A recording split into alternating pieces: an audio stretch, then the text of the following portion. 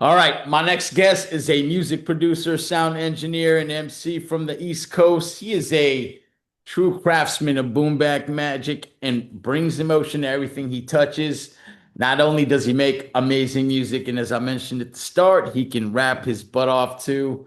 From the streets of New York to the global hip hop circles, his influence continues to spread and will no doubt leave a lasting impact on the culture. An amazing man with a very impressive resume who does it all. We're excited to tap into his journey, creative process, and what he's up to these days. Wanted to welcome Jake Palumbo to the show. How are you, brother? Thank you, bro. That's quite an introduction, man. I appreciate it. That is Glad to be here, yo. well deserved, my man. So I know just from doing the research, Tennessee born and now based out of New York, but I wanted to hear just from your mouth, hey, where exactly were you born in Tennessee? Where did you grow up? What was that transition to New York like, and where do you call home these days? So May will make 20 years I've lived in Brooklyn, New York. Which is about half my life at this point. I was born, I lived in East Tennessee. And anybody who's been to Tennessee knows that there's kind of three different Tennessees. Like there's East Tennessee, Middle Tennessee, and West Tennessee, and all three of those are kind of different states in their own right. But I was born in Knoxville, Tennessee. I Mm. lived around East Tennessee. I lived in a town called Morristown for a little while, and then I lived in Johnson City, Tennessee. I moved there around the time I graduated high school, and then I moved to Brooklyn. That was May 2006. For the pursuit of music because it's a little bit different today now that we have the internet and social media and like all these things. You can be in rural Arkansas, and if you know Yeah, how to work the internet, you can that's a great find a point. way to build the audience. I was young doing it at the time, and we were just right before the dawn of social media and these things. Yeah. So, trying to pursue underground rap in East Tennessee as a career was an easy way to starve to death. So I'm the type of person that like I've always benefited from just making the jump. You push me into the deep end of the pool, I'm gonna figure out how to swim. So I moved to New York, just almost 20 years ago. And I've lived in Brooklyn this entire time. That's why I always joke and say that I have dual citizenship. Because Yeah. I'm a country boy city kid. Like I had about 20 years of the country and about 20 years of the city. So Yeah. there's elements of both that I appreciate. Yeah. Brooklyn is crazy enough that like I blend right in pretty well. But yeah. Yeah, and I like how you blend both cultures, and I've always appreciated your sense of humor. Just being a fan of your music and following you on social media, it's great, man. I think it's refreshing. I think I just enjoy folks with a good sense of humor, and you certainly do have that as well. But real quick, before you moved to New York, I'm sure at a young age you were exposed to music. What was your introduction to music? What were your parents listening to? What was your family listening to? Do you recall your first encounter with music? Oh, very clearly. So there was a lot of music in my house, period. My parents had a big vinyl collection. Ah, nice. I always joke when I was a baby, I used to go through their record shelves and I would pull records out of the shelf and start chewing on them. And so I always joke that like that had some kind of chemical reaction that made me a Yeah, vinyl junkie later in life. But yeah. but no, there was a lot of music in the house. My dad was really into like prog rock, like Mm. Pink Floyd and Rush and Yes and just like kind of progressive rock. My mother was very varied. Like she would be listening to Black Sabbath one day and Cat Stevens or Don Williams another day. It could be like the folkiest country music or it could be the heaviest metal. She was very eclectic. Whenever I was a child, anytime there was music on television, it didn't matter what the genre, like I was parked in front of the TV studying the Yeah. musicians. One distinction that I always make, and what I'm going to say is going to sound insane, but East Tennessee did not get a hip hop radio station until the year 2000. Oh man.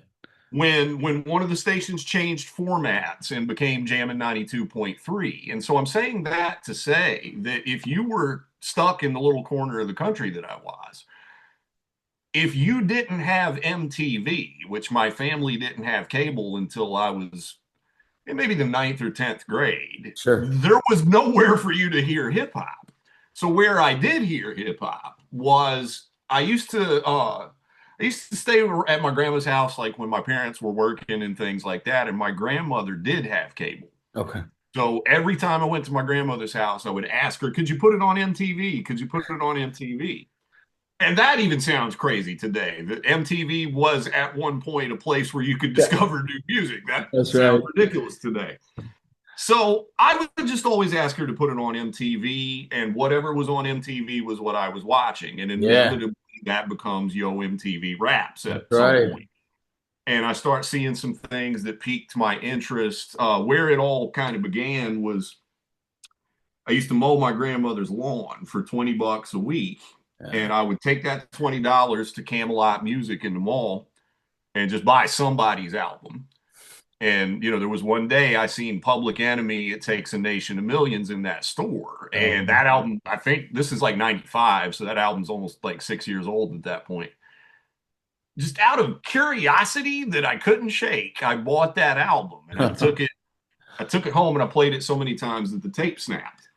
Oh man. And a few years later, for my birthday in '97, my parents asked me what I wanted for my birthday, and I told them I wanted Wu-Tang Forever, which Yeah. was a brand new album that either had just come out or was getting ready to come out. So for Sure. '97 for my birthday, I got Wu-Tang Forever. My parents were Yeah, cool enough to humor my request, that's a great and album. that changed my life overnight. Like Yeah.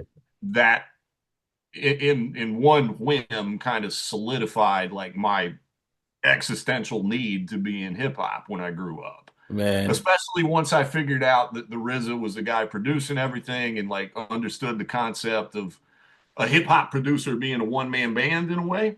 Yeah. From there, I was hooked. So Yeah. What was the transition from Tennessee to New York like? I'm sure was it a bit of a culture shock, and was it difficult or not really? not Do you that remember? bad, Okay. honestly, for a couple reasons. One, I had made a bunch of trips up to New York before I moved here. Like my Okay. friends and I, back in 2002, we just made a trip to see what it was like. And Yeah. shortly after that, a girl I had dated previously in Tennessee got a job teaching high school in East New York, Brooklyn. And so she lived in Brooklyn. And so she basically offered me her couch Mm. anytime I wanted to come up to New York. And so that's what I did. I started making regular trips. Like, I would go to Fat Beats, I would go to New Eureka Poetry Cafe to try to Let's hit the go. open mics. Yeah. I would just do the unsigned rapper thing. Like, I Yeah. would make frequent drives in my Jeep from Johnson City, Tennessee to Brooklyn, New York.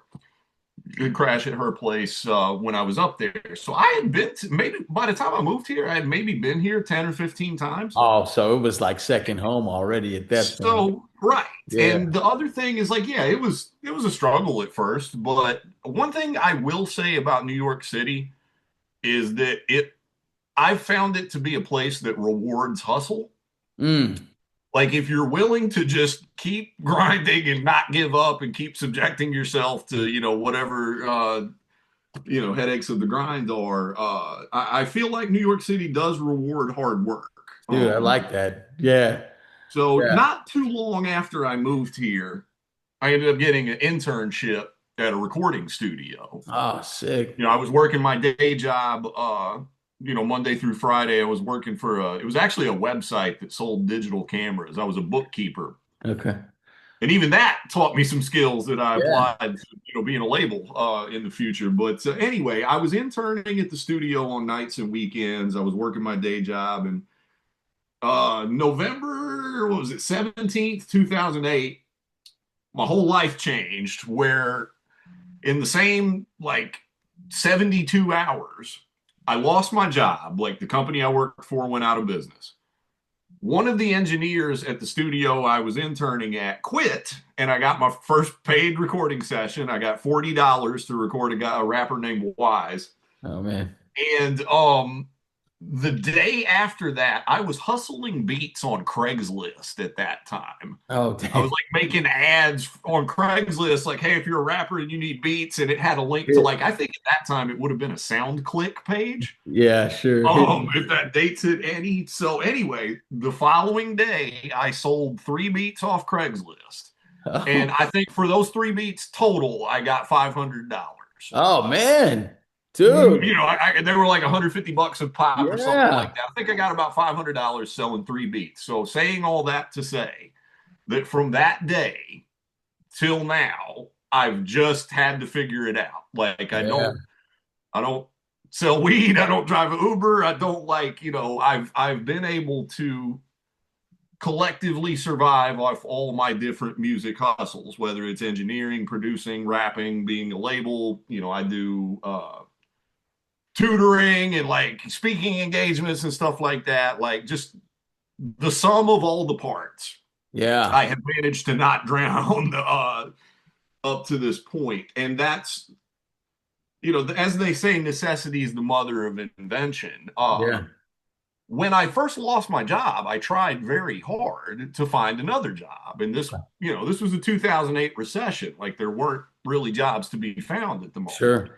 And I hit a point where it became easier to find rappers that needed to record or rappers that needed beats or whatever and like make money that way that I just kind of never looked back, and I've been running that treadmill ever since. Yeah, and I understand now the introduction to hip hop through MTV and getting exposed to it to your grandmother's house. But now what I'm unclear about is what was it rap first, right? You learned how to rap first, or is that what you experimented No, I with? made beats first Oh, actually, you did. because Oh, interesting. so Okay. one thing I forgot to mention earlier when I was talking about a musical, there was a lot of music in the house. Like my Okay. dad was a pretty competent musician. He could play Mm. guitar, he could play keys. My younger brother is a virtuoso guitar player, like Oh plays in a man. metal Okay. band. He's like a shredder. That skills. And so saying that to say there was always instruments around my house. Like Okay. my dad had a bunch of guitars, my grandmother had a piano. Um, so I started playing instruments from a young age. Okay. I was in the school orchestra. I did get kicked out in the 8th grade for being a disciplinary problem. But like I was in the school orchestra long enough to learn basic music theory, which was very helpful, Oh, later sure. on. So because I played different instruments, and the other thing that drew me to being a hip hop producer was that when I was in school, I had different like garage bands with different students and things like that, where we'd get together and play our instruments. But the problem with that was like when you're in a band, you just have to be one kind of band. Yeah. Like we're a punk band or we're a Yeah. metal band or we're this kind of band. Whereas like my musical tastes can change from day to day. Sure. That makes sense. And the most beautiful thing about hip hop when I first discovered it was that you can rap over any type of music. Like you can rap over funk, jazz, rock, electronic music. You can rap over accordions and klezmer music, like if the drums is hitting. Good So point. saying all that to say that initially I was just going to be a producer. Like once I understood that RZA was the guy making the beats and whatnot, Yeah. took my little instruments, I went and bought a drum machine, and I started trying to make beats. Now, as time goes on, again, this going back to living in East Tennessee, Yeah. it was a while before I met anybody else that rapped. Like, Oh, so sure. I'm just sitting there alone with all these beats, and I'm an opinionated person with a lot to say, period. And so what kind of ends up happening is you just start kicking bad freestyles over your beats Ah, until gotcha. eventually that morphs into, taking writing rhymes Yeah. seriously.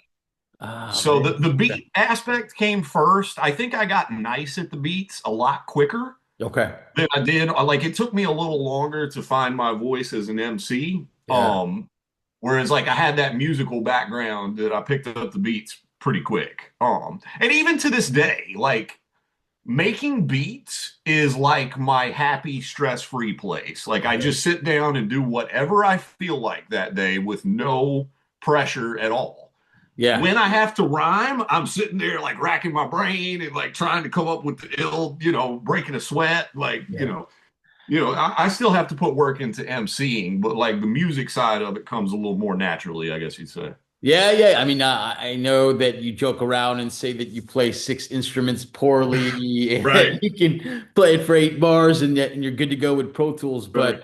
But I see now, I didn't realize that you were a product of your environment, really, man. I mean, you got your brother, your father, you Yeah. learned that, and it's interesting too, right? It's not natural.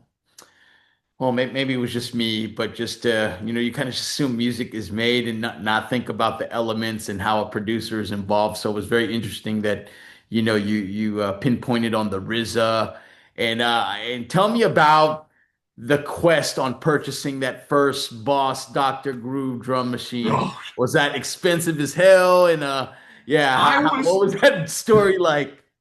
I was severely so right before the first drum machine I ever got was the Boss Dr. Rhythm, actually. Oh, okay, okay. So that Uh-huh. I got badly overcharged for. I Oh, was charged, this was in 1998. woo. I paid $500 for it, which would be close to a G today, probably. Yeah, It exactly. had four drum kits inside. Yeah. The sequencer had no swing. Like it was just robotic 1, 2, 3, 4 rhythm.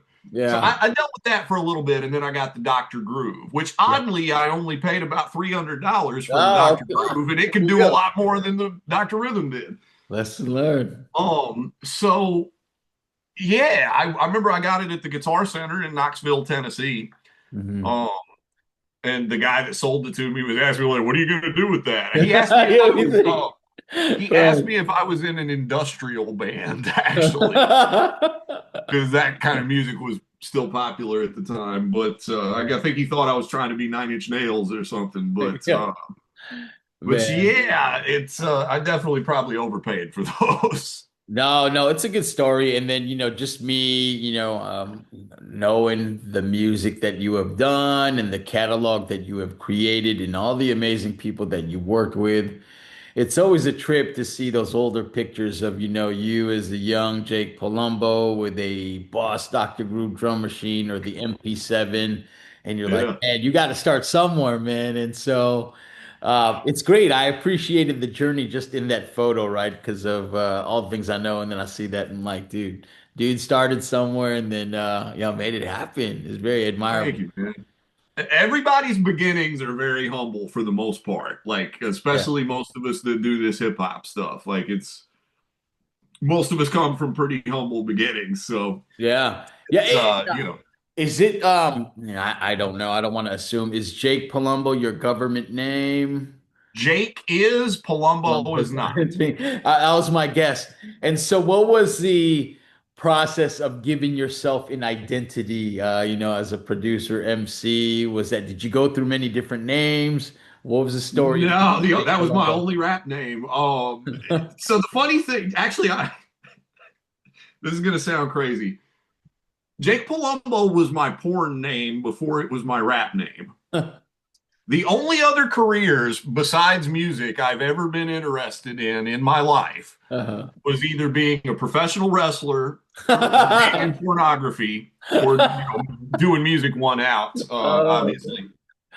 Um, so anyway, saying that to say, I used to joke and say there were two aspects. One was that like I kind of have like a dual personality in a way, in that like by day I'm mild mannered, I'm polite, I'm cool, I'm friendly, yeah.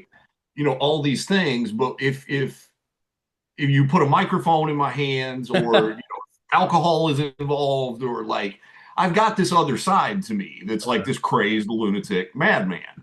And so I always like knew that I kind of had an alter ego and I wanted it to be Jake something I got because I'm Jake. Like I'm Jake. Like that's the name I went by my whole life. It's who I am. But I wanted to be Jake something. okay. So in 1999, I was watching television, like news or something, and I saw the name Palumbo on TV. And something about it, I just said to myself, I was like, I should be Jake Palumbo. And then it was like the light shined down from Yeah, yeah, heaven. yeah, yes. Because when I heard the name Jake Palumbo, it just struck me as like a sleazy local politician or like somebody who's like on the city council but like tries to act like he's the president or the governor, like somebody who's just like just a sleazy crook. And again, going back to my pro wrestling, lifelong obsession, I always rooted for the bad guys, for the heels. Like I always Okay. rooted for Ric Flair and like, Yeah.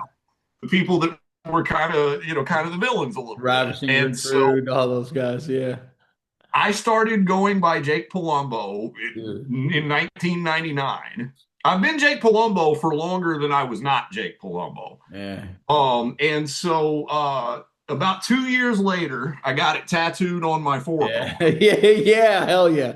Committed. As this was like basically the reason I got this was because like I did not want to be 50 years old and have to see this tattoo and be reminded that like I had a dream that I never went for. Oh man. I like Like I it. basically got this tattooed and I was working at Sears at the time and they thought I was out of my mind. But anyway, I basically was like, I'm going to commit this to ink, so I have to do it. Oh, I Because for like the that, rest of man. my life, people are going to be asking me, what's Palumbo? Yeah. And I didn't want to not be able to answer, like, I'm Jake Palumbo, So, Dude. yeah. Hey, what an inspirational story, man. And I love that, man. You're right, man. That's yeah, you definitely jumped off the ledge on that. And hey, man, it paid off, man. So super awesome. And are you formally trained at all, or are you all self-taught with music? Entirely self-taught. I've gotten, pointers from veterans and, Yeah. stuff like that. But pretty much all self-taught. Like my dad showed Dude, me a few things on that's guitar and amazing. keys, but he just got me started. Yeah. Like I did my own work, like learning instruments, and my parents did give me a drum set when I was about 12 years old, so I played the drums and things like that. But Yeah. all the instruments I was self-taught, even the engineering, like when the whole other side of my career, my day job as I call it, um the engineering was self-taught. Like I started, from the time I was a teenager, I had a little, bullshit studio in my bedroom. Yeah. And from there, like when I moved to New York, I tried to go to audio engineering school and it Yeah. didn't work. Like it's not like college where you can pay your way through. Like, even though I was approved for financial aid, there was like a $8,000 deficit or something like That's that. right. And so what dawned on me, and thank God it dawned on me, was that when you finish audio school, they say they give you job placement, but Yeah. it's actually internship placement. Okay. Like they get you an internship at a studio. It's up to you to parlay that into a career.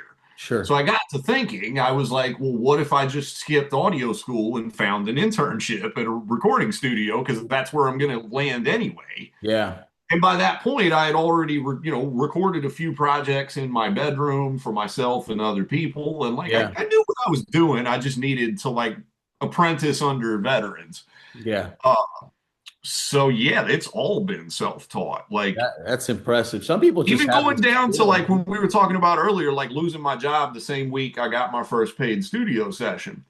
People have asked me like, how did you get so nice at Pro Tools? And I'm like, Yeah. that was the difference in whether I ate food or not.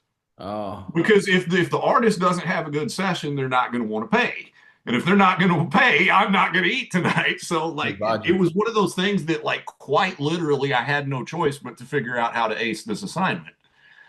Yeah. So It's interesting too because and I ask you that because as an MC and somebody that makes music, I appreciate good engineering. And I listened to the Ruben Vincent album that you mixed. I was like, holy cow, thank you, man. that was a piece of work, man. I mean, you could be a dope rapper, but Man, mixing and engineering is like, man, it I takes it to appreciate another it, man. The level. other thing too was that like I knew going into this that if my music were going to stand a chance, it had to sound good. Yeah. Like it had to sound sonically pleasing. Like it had to Yeah. sound competitive with the quote unquote professional music that was out there. Yeah. So along the way, I kind of figured out that like, hey, wait a minute, this is a way that I can make a living Yeah. while I'm trying to get Jake Palumbo off the ground. And it ended up being a huge blessing in disguise because Yeah. a good 75, 80% of the people that I've worked with, like that I've made records with, I mean, whether it's rapping or producing, like I started out as their engineer. Hmm. So I've found that, I would never bum rush them at first. I would just concentrate on getting the job done and, Sure. trying to make their stuff sound its best. But I found that like if you really have a good studio session with them and they see that you worked hard to try to do right by them, it's Yeah. such an easier conversation to be like, hey, can I play you some beats? Yeah. Or be like, yo, I'm working on an album. Would you want to get on one of these songs? Or like, it's just Yeah. such an easier conversation. No, that makes sense. And just I love you offer your services online too. For You sure. put that call out or that call out. And I also like checked out some of the stuff that you had. It's been a number of years that you've had stuff on BeatStars, but even the stuff on that, I was like, holy shit, this shit is amazing. Thank Like you. it was great, man. So no, no, that's great. Just the transition into producer slash sound engineering and the opportunities that came from that. Now, real quick, can you share the story of SpaceLAB Recordings real quick and tell us how that happened? For sure. I always like from the time I got started, I've always had an obsessive personality. I've always, anything I'm interested in, I have to learn everything about it. Like, I've got to learn how it works behind the scenes, like all that stuff. So, whether it was wrestling, porn, or music, like, I studied the business quite in detail. And so, I knew from the get-go that, like, pursuing a major label deal was probably not for me for a variety of reasons. One, they're not going to be interested in my weird abstract music. Second of all, if I do get a deal with a major, like unless you have huge leverage to negotiate, really good terms for yourself, you could, a lot of times it doesn't work out the way that you wanted it to. And so what ended up happening was around that same time, there was quite a boom of independent labels. Whether it was, I was a big fan of Eastern Conference, Yeah. nonfiction and Uncle Howie, but even on down to in Tennessee with Hypnotized Minds and 3 6 Mafia. Oh yeah. DJ Paul and Juicy J were pioneering the independent grind as far back as the early 90s, like in Tennessee. And the screwed up click movement in Houston. Like I had seen whether it was East Coast rap or whether it was Southern rap, No Limit, Cash Money. Like I'm wearing a Hot Boys t-shirt right now. Yeah. Um, I love but that too. saying that to say, I had seen all these independent movements that Yeah. just focused on their area or their region or their fan base or like the specific niche of people that loved them and how they took that and built it into something that was nationwide or worldwide. So saying that to say, like, my plan basically from the jump was to have my own independent label. That's dope.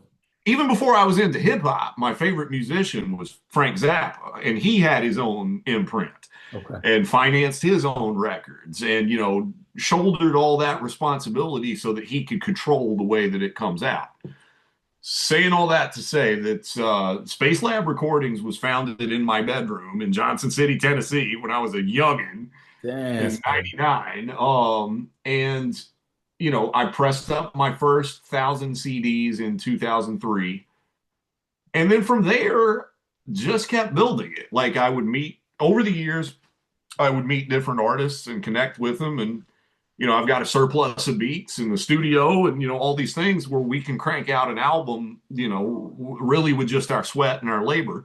Yeah. Uh, and so I start meeting other artists and putting them out. And then, a few more years go by and I start grinding it out. And I start meeting more notable MCs and doing projects with them, whether it was Elvis Sensei or Rusty Yeah. Juxx, Q Unique, or like, a lot of the people I've done albums with. But like I've always just wanted to A, have full complete control over what comes out, Yeah. to the point to where if it succeeds or flops, at the very least, what came out is what I intended for the world to hear.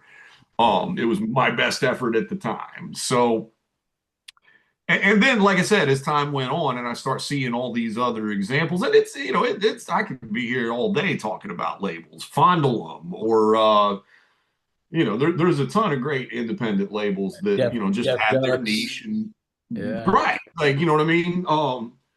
So yeah, I mean that's just kind of always been. I would rather be the king of my own world, Yeah. of my little pile of dirt, than to be just like a disregarded cog in like some other big machine. You know what I mean? Like, so, independent is not an easy route. Like, No, you got to we grind. never have the proper funding. We never have enough help. We never have enough manpower. Like, we're fighting against bot powered algorithms. The grind technically gets more complicated every year. It does. But the good news is that it's steadily just went uphill. Like, Yeah. every year has been a little bit better than the year before that. Like, It's it was a awesome. very slow grind, but it never went backwards, is the good part. Yeah. So, Yeah, and it's awesome, and point well taken about just being your own boss and controlling your own fate.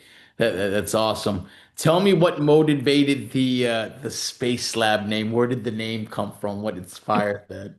this is very random, but I used to watch this show when I was young. I would watch this show on Adult Swim called SeaLab 2021. Okay. Oh, okay. Yeah, I heard of it. Yeah.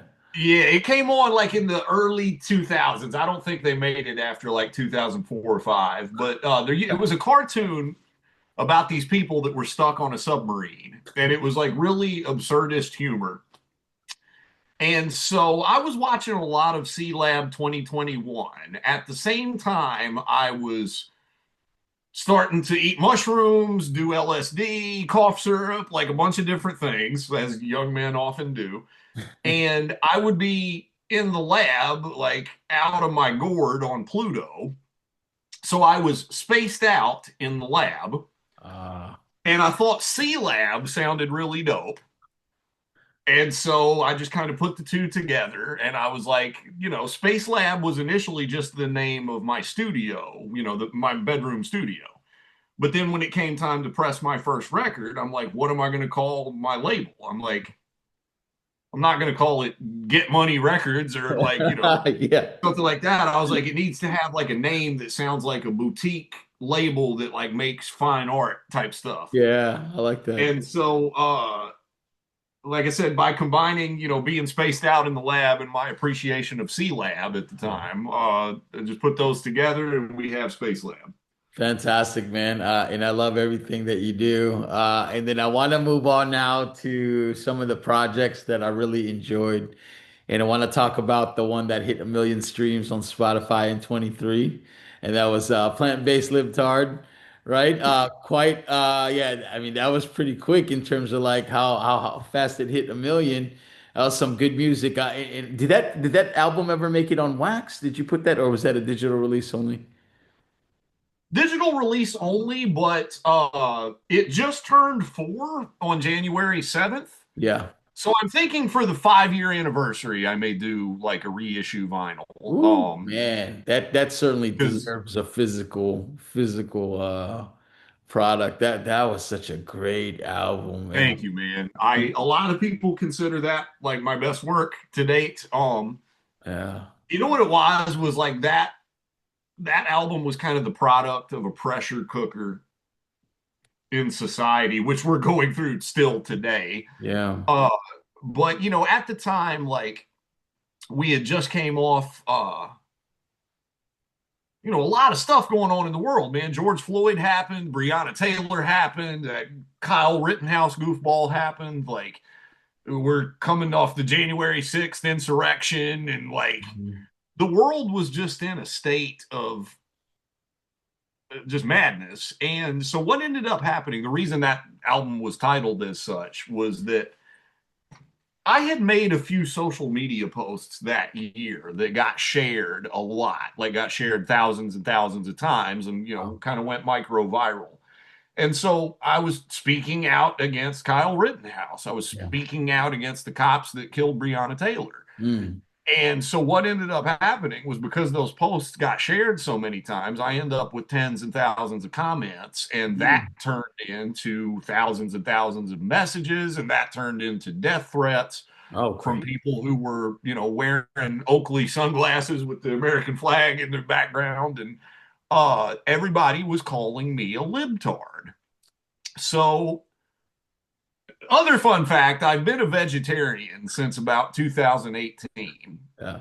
Technically a pescatarian because I still eat fish occasionally, but for the most part, my day-to-day diet's vegetarian. Okay. So what I get called a libtard by all these people who are calling me out for, God forbid, standing up for human rights. And so I got to thinking, I found this photograph, which became the album cover. And it's a picture of me as a child with Yeah. Yappa on my shoulder, like a machine gun on my shoulder, as this little child. And there's like this duality to it of like, there's this innocent child's face, and that child comes from a loving family. Yeah. And he's got a machine gun on his shoulder. So, like, there's this very sinister vibe to it. So, what ended up happening was in one of the songs, Same Dollar Buy a Muffin. That's a great That, song. Thank you. So that song was originally, I was doing a feature for the kid Jarvis Waterfall that's on the song. Okay. That song was just originally me doing a feature for him. In my verse, I said, Alfred Lord Tennyson, Yep. plant-based libtard, I don't want venison. Yeah. So I sent him that song. And for like the next week, I just kept laughing about that line. Because when I Yeah. write, like I'm writing to amuse myself. Yeah. Like I care about like myself and five other people. So in terms of like who I care gets it, but I just kept laughing about that line. I was like plant-based libtard. I don't want venison. Then I got to thinking, I was like, me being a vegetarian, what if you got beat up by a peaceful vegetarian? Like what kind of sucker would you feel like? And so I'm like, it's one of those things. It's the classic, like anything you can say about me, I've already said or said it worse. Yeah. And so I was like, so I hit up Jarvis Waterfall. I said, homie, if I can have that song back, Oh be man. on the album. I said, we'll leave it as is. I was like, but I need this song because my album's going to be called Plant Based Libtard. Oh, that's funny. And, so I,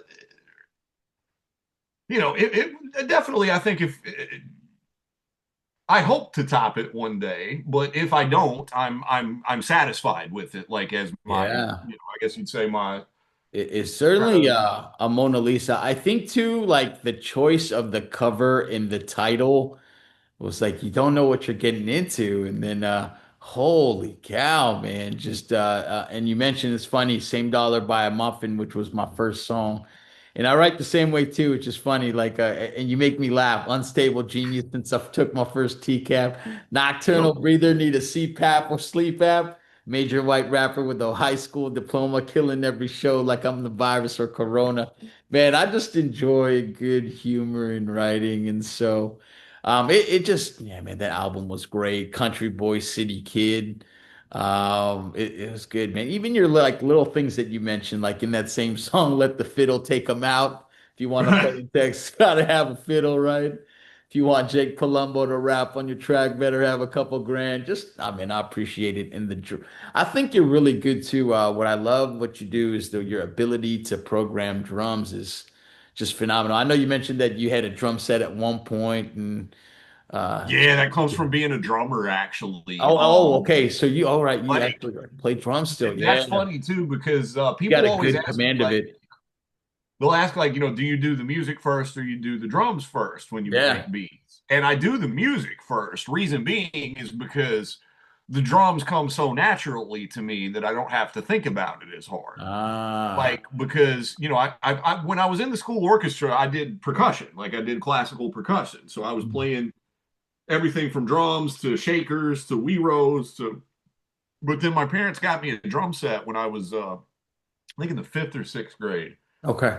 And so I played the drums, up until I moved to, you can't really have a set of drums anywhere in New York City Yeah, because sure. Good point. nowhere to really practice. But saying that to say that, like, learning all the rudiments and the polyrhythms and the stuff like that, Yeah. the drumming aspect of it comes pretty easy to me. Yeah. And the Oh, other dude, thing that sounds like it. thank you, man. The thing I think the other thing that maybe sets my drums apart is that a lot of producers will use a drum break, like a break beat, Okay. or they'll program drums.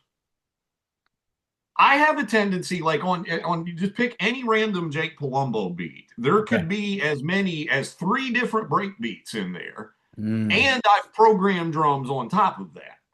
So there's usually a primary rhythm, and then there's a counter rhythm. damn, that's crazy. Um, so but again, going back to like all that stuff, I just learned from being a drummer, Yeah, and that started makes doing sense, man, drumming and because stuff. there isn't a bad beat at all. It's the way that you put it together, man. It's just it's awesome, man, and I love it. Yeah, I just like, as an MC, I appreciate just good drums, and you operate at a rhythm that I really like. So I had to compliment you on your ability to Appreciate it, put bro. drums together. It's really dope. Yeah. Well, fantastic project, man. I know you mentioned and you talked about it a little bit, but it meant the world to you, and clearly you were making music as a necessity for you to get through what was going through Yeah. world at the time, and it ends up being, as you mentioned, one of your most amazing projects ever. And you're still like, I know, as a musician or just a person in general with goals, that you're always, in your opinion, chasing the perfect album. But this project was amazing, man. And a couple other projects that I really enjoyed. This one I started getting into, and I want to bring it up just because it was very different too. Was the Fire and Lead with Lex the Hexmaster that you released not too long ago. That was pretty. That was a unique album, man. And can you tell me real So quick just how you got together with him to put that yeah, album Lex is a very interesting case in that, like, Lex found his success in the kind of Midwest horrorcore scene. That's Like, right. most of his fans are juggalos, or they're like Tech Nine fans, or Oh, strange music, like a lot of Necro. Yeah, Necro stuff. so Lex was signed to Twisted's label out in Detroit, Magic Ninja, for a long time. Oh, So wow. saying that to say that, like, Lex found his success in that world, but Lex is from Queens.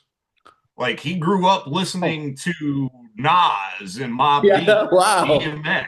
Yeah. Like, those are his influences. Like, he's an MC's MC. What the way he got kind of acclimated into that world was that Twisted discovered his music, and they liked the fact that, like, he painted his face and wore a mask and concealed his identity and all that stuff. And Yeah. he's a lyrical MC, but he has very dark content. Yeah. So I'm saying that to say that we ended up meeting back in 2019. Okay. He did a verse on my 100,000 Air Hobo album, and we got to talk, and we just made friends and got very cool quickly. And we kind of kept talking about doing something together. And the more we broke it down, like, in the Run DMC video, Walk This Way, Yeah. where, like, Aerosmith is taking the mic stand and trying to beat the door down and break down the walls between rock and rap. Yeah. We were kind of trying to do something similar in that Lex wanted to make a more kind of traditional boom bap hip hop album Yeah. because, like, that's what he grew up on and that's where his heart lies and things like that. And then over the years myself, I've had a bunch of random fans, that were juggalos or that were, into that kind of scene. And the one thing I will say about, like, that crowd, when juggalos like you, they don't just buy the album. Like, they buy the t-shirt, they get the tattoo, like, they come to They every ride one of with your you. concerts. Like, There's some of the most loyal, dedicated fans in music, period. And so, saying that to say that I had always kind of been embraced by them, I guess, because I'm an oddball. And so we just wanted to make a record together that where he could kind of get his boom bap fix in a way. Yeah. And then, a bunch of his audience, that was more on the horrorcore juggalo side who had never heard of me would get introduced to me. Yeah. And so it took us about a year and a half to make that record. We were making it in between, us doing other things because he's got his own solo stuff and I got mine. And but no, that album was a lot of fun to make. Yeah. Like Lex is really easy to work with in the studio. Like that record came together pretty easily, like without a lot of, sweat or headaches. So I'm Yeah. hoping we can do another one in the future. I was very happy with how it came out. Yeah, I thought it flexed a little diversity on your end too from what you were doing, and you could tell like he drew roots from that. But I didn't know that he was a New York head, which is a Yeah, pleasant he's from surprise. Queens. Like it's crazy. Oh, and so yeah, just great music, and I can go on and on about your catalog, but I also wanted to pick some favorites. One I really enjoyed was the song that you did called Exoskeleton. Oh man, the video was Oh yeah, fun. That was really fun. So yeah, I stormed through your fortress with the force of an elephant, and bonus points for mentioning Revenge of the Nerds. It's just yes, sir. yeah, it was great, man. And then I love both those guys, Steve Jukes and Tech. Oh man, Smith and Wesson can't go wrong. Man, can So you talk to that's me just about the experience of putting that video together? What was it like recording with those two legends? it's great, man. I have a relationship with Smith Wesson going back a long time. Like I met them around Oh, 2013 or 14. yeah. Um, I mixed and mastered their last record, Infinity. Oh, crazy. But yeah, I've known Tech and Steel for a long time, and I hold those guys in very high regard. What Legend. ended up happening was Rusty Jooks came to the studio with Sean Price once, rest in peace. They were doing a song with my man Innocent called Silent Murder. And so uh, what ended up happening was they came and recorded the song, shot the video in my lab, and Rusty had hit me up not long after that. Yeah. And needed to do some feature work at my studio. And I'll never forget, he hit me up. He's like, "Yo, I need to knock out a couple features." He's like, "If I could, if you got me on the studio time, I'll do a verse on one of your joints." Oh, nice. Rusty shows up. This is what an ill MC he is. Like Rusty shows up and downloads 11 beats to my computer. And I kind of quietly got angry because I was like, "Yo, how long does this dude think we gonna be here today?" I kid you not. All 11 of those features were done and the files sent off in 1 hour and 45 minutes. Damn. And then he's like, "All right, bring up the beat for your joint." And that was Exoskeleton. Oh, man. So, with that said, he came back to the studio a few weeks later.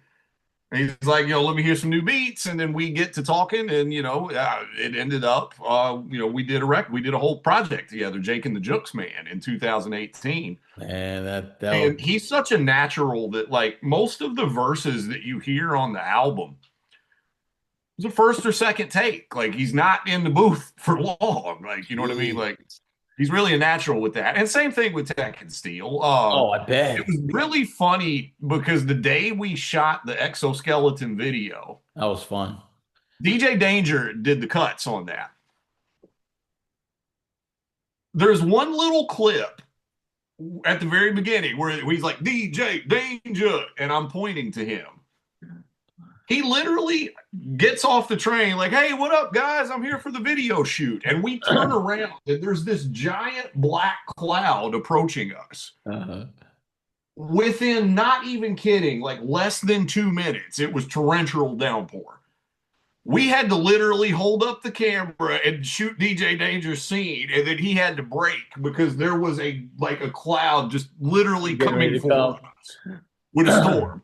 So shout out to Tech and Rusty because both of them came back the next day to finish the video. Oh, awesome. And that's where we shot the scenes like in the park and like where they're doing the pull-ups on the, in the Yeah. park and all that.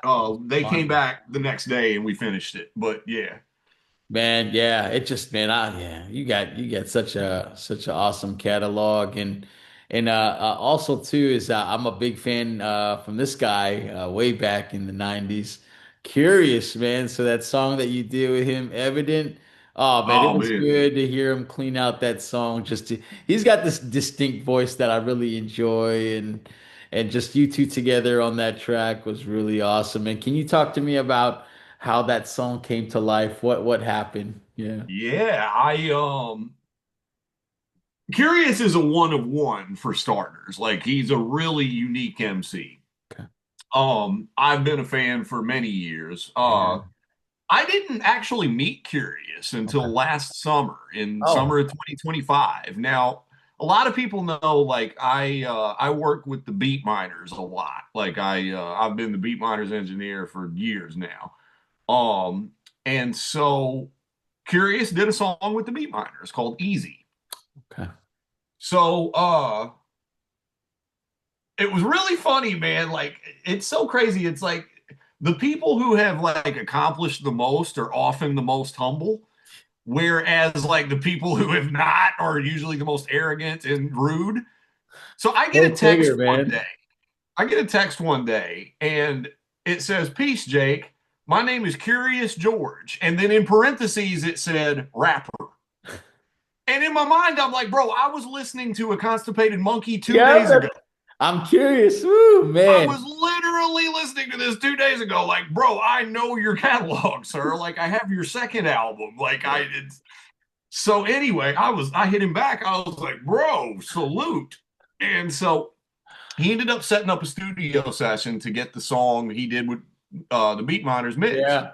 Oh And man. going back to the engineered thing, like, and part like most people that I work with, I end up starting as their engineer.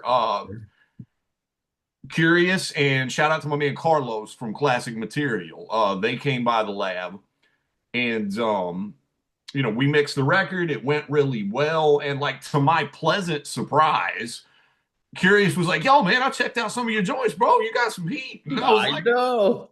"Yo, bro." I was bugging. And so anyway, same thing going back to what I said earlier about like when you just do your job and like I got the record mixed and mastered to their specs, and they were very happy with it. And we had a great session. Like, talking about doing a song after that is a much easier conversation. Like, you know what Sure. I mean? Like we built on a more organic level at that point. Yeah. So yeah, it was great too because I sent him the song. I figured Curious was going to come to my studio and record it, but I sent him the beat just to write to. Yeah, yeah. And I got the verse back in like 5 days. Like so Damn. the I was really happy with that one. I think that's just that's one of the collabs I'm very proud of. Like I really like how that one came out. Yeah, yeah, one of many, brother. So yeah, those were some that I wanted to surface during the interview. And now I really want to transition, and I talked about it a little bit earlier. Is the humor that you present when you go on and do social media campaigning. Just I like it, man. Available for parties, cookouts, funerals, divorce parties. Man. Yeah, you get that. Oh man, it's yeah. The I thing think I've it's always well found needed. Yeah. is that like if you can make somebody laugh, that's an icebreaker. Mm. And once you've got somebody laughing, it, it's the concept of like a spoonful of sugar helps the medicine go down in a way. Sure. And like if I can make somebody laugh first, they may listen to what I actually have to say. You know what I mean? Like meaning that like once I've made somebody comfortable and like, okay, hey, this is all jokes and all that stuff. Like when it does come serious, like you may actually stop and pay attention to whatever, wisdom or jewels or whatever somebody's offering. Yeah. The other thing is that like laughter is just like my medicine. Like I know, like I joke a lot about, we're living in the apocalypse and things like that, but like I've kind of felt that way most of my life. And so like I've kind of thought that the world was, was messed up since I was a child. And finding the humor and the absurdity in things is like what it's like where I find joy almost. Like Yeah. so much of life is like absurd and ridiculous. And I think that's where my humor comes from, is that like I'm not always even intentionally trying to make people laugh. I'm just pointing out the absurd and the ridiculous. Yeah. Um, but yeah, it's in every aspect of my life, whether it's rapping or whether it's even like talking to girls. Yeah. Like that's the other thing, is that like I've never been that aggressive, pushy type when talking to women. I prefer to make them laugh. When I make them laugh, they feel comfortable. It's a good When one. they feel comfortable, it's an easier conversation. And so I don't know. I just always, for some reason, like part of it, humor is therapy for me. Yeah. Because like if I didn't laugh constantly, like this would be a pretty miserable existence. Yeah. It's a good Uh, normalizer, like you mentioned. right. Yeah. But also too, I just find it's a good icebreaker with people in general. Like if I've been able to entertain you and make you laugh, you may actually, like I said, listen to the serious thoughts I have. Yeah, yeah. When I was first introduced to Jake Palumbo years ago, I thought you did a good job of presenting yourself as that WWF heel. But as Yeah. I through the journey and as a fan of your music, like it is clear that you work very hard and that you care. You offer the services out, the advice that you put out, that you sprinkle, and it's very clear that you care about the culture, the advice. Your audience is out there. Some will have a harder time getting in front of them, but they exist. So, I tell everybody to just work hard, and the hard work will be, will produce fruits of that labor one day. And even for yourself too, I was the first time I've ever heard, and it's not surprising to hear, but interesting coming from you to hear as a New Yorker that, hey, it's the city that never sleeps, but New York will reward you if you work hard. And so, and I think you're certainly that. And so I can cut through all that heel stuff and see that, you're just an amazing person. And I imagine Thank you. super fun person to work with. So, as we get to the close of this interview, I just wanted to highlight again just some amazing music and so much that we didn't talk about. I could go on for hours with you, but I usually like to close these interviews out with some fun questions. So, yeah, For if sure. you're ready, I'll hit you up with some. Let's get it. All right, let's do a softball one real quick. All right, Jake Palumbo's favorite food. Oh, that's tough. If you had a gun to my head right now, I would probably say mac and cheese. Um, if I Yeah. had a little more time to think about it, I'd probably come up with some other British style fish and chips too. Like I Oh, really okay. love that. But if you had a gun to my head and I could only have one food, it'd probably be mac and cheese. Yeah. All right. Okay, that's a good one. I am a big comedy guy. It sounds like you are too. Talk to me about Jake Palumbo's top three comedy movies of all time. Oh man, top three comedy movies. I'm a fan of Office Space. Yeah, good Really one. love Office Space. I Yeah. love let's see. Oh, I'm drawing a blank. Look at my movie rack over here. Yeah, Hold on. yeah. No worries. Yeah. I'm a big fan. You know what? Actually, I'll just say this. I am a really big fan of Mike Judge. Okay. Mike Judge did Beavis and Butthead. He did Office Space. He did King of the Hill. He did a great movie called Extract. He Uh, did a great movie called Idiocracy, which is basically a documentary of the world we live in today. yeah. Uh, on the spot, I love so many comedy movies. It's hard to Yeah, think no, now I on the know spot. When that's I was a kid, I was tough really pick. into the Police Academy series. Oh, yeah, great one. My dad and my father loved Police Academy, and we used to watch those movies together. Oh, that's a great. But yeah, I'm a big fan of Mike Judge comedy. Things of that nature. No, I love it, man. All right, hey, as a New Yorker, you probably have a high standard for pizza. Hey, are pineapples illegal on pizza? This may upset some people, but I like pineapple on pizza. I do too, man. So cool. Now mind you, I've been in New York for 20 years, but I'm not a native. Yeah. So I actually do like pineapple on pizza, and Me if too. anybody I absolutely do needs to too. cancel me for that, I apologize, but I think it's pretty good. All right. Hey, I'm curious now because you mentioned at the beginning, Jake Palumbo's favorite wrestler of all time. Rick, so it's funny. I consider Ric Flair the greatest of all time, Okay. but my favorite would be Bret the Hitman Hart. Oh, okay. Yeah. All right. Even though I generally rooted for the heels, Yeah. the villains, like when I was a kid and a teenager, like there were so many difficult life situations that I like used Bret Hart as like my motivation to power through it. Yeah. He was like the hero in my corner kind of thing. And Yeah. he was the guy that like never gave up, no matter how like guys that were way bigger than him were just Yeah. beating the living daylights out of him. Yeah. Uh, I think Ric Flair is the best of all time, but my favorite is Bret Hart.